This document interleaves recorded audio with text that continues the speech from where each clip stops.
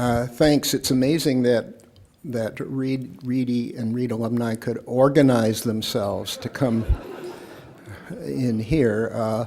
One thing about us is that we're so fiercely loyal to the college. We don't want anything changed. We want a clone of Rex Aragon to give the same lecture about the frieze on the Parthenon. But in terms of we don't organize. We don't, and organized events somehow they occur rarely, and I don't know. I don't, as a group, I don't think we contribute that much financially to the college, a situation that I hope is going to change. I've been asked a rather lofty, to talk about a rather lofty subject. How do I define Reed, and how did Reed define me? The way I view it, Reed is simply the best college in the United States for selected students. That sounds arrogant, and it is, but I feel blessed to have attended. Of course, there's no such thing as a best college, and there are a whole host of wonderful ones and reasonably bright and curious students can thrive anywhere. And the rankings are foolishness, and thank goodness Reed does not participate in the circus of the U.S. News and World Report rankings. That I think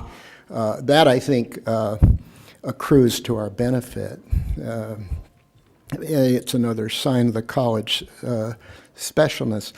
Being here from Seattle and being the parent of a lot of kids, I watch this angst about kids, high school students looking around for colleges, and tremendous pressure, and what school, where, how they choose, Lord knows. But it does bother me that why would people from the Northwest want to go to Brown?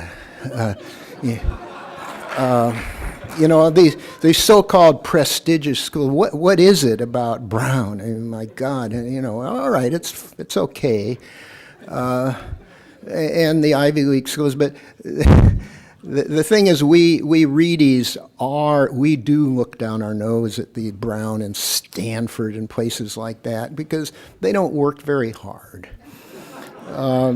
And our brother and sister equals are other small liberal arts schools like Oberlin and Haverford, Swarthmore and Carleton and Grinnell. We have a connection to them. We do feel intellectually superior, and which is sometimes good and sometimes not so good. I don't understand why more Pacific Northwest students don't clamor to go to Reed, right? Because first of all, it's an education second to none. It's a cloistered campus in a metropolitan, one of the greatest cities of America. You can live in Portland and go to Reed. It's one of my daughters went to Oberlin, and she's forever angry about that because she was exiled, very good school, but she was exiled to the Siberian steppes of northern Ohio in the wintertime. She still resents that. You can ski on Mount Hood, you can go to the ocean. You're away from home, but can close by visit, so I don't know. Actually, the college doesn't suffer for lack of applicants nowadays. Before it used to be that anybody students self-selected themselves and they were admitted. Now it isn't the case. But it's interesting that in the 60 years that I've known Reed, the same misconceptions exist. One of the misconceptions, oh my God, you have to be so smart to go. That's one of the things. And trying to explain to people, you have to have a reasonably amount of intelligence. You have to do that. The main thing is you have to be willing to work. And the geniuses, and I suspect it might be the same now as it was. We had geniuses going to college, going to Reed, who were smarter than the professors. They really were. But they flunked out. because they were so bright, but they couldn't do the ordinary work. They couldn't turn in a paper every week. And these are tragedies, these people, because many of them are lost. So you do well at Reed if you do your work. That's all. An ordinary, do a paper every week or do these lab experiments. The other concept, of course, is you have to be a freak to go. And it's true that there are a lot of freaks at Reed. But there are also ordinary people who, science majors, musicians, jocks, all kinds of people there. The freaks, of course, they're a spectacle and they're there. But those two misconceptions are there. Reed is not for everyone, and I tell people it's a good place to go to if you're not fighting with your parents and if you have reasonably sound mental health, because the freedom there can be disconcerting, and there are too many opportunities to go off the deep end, and some people do that. So it's not a great school unless you have things together.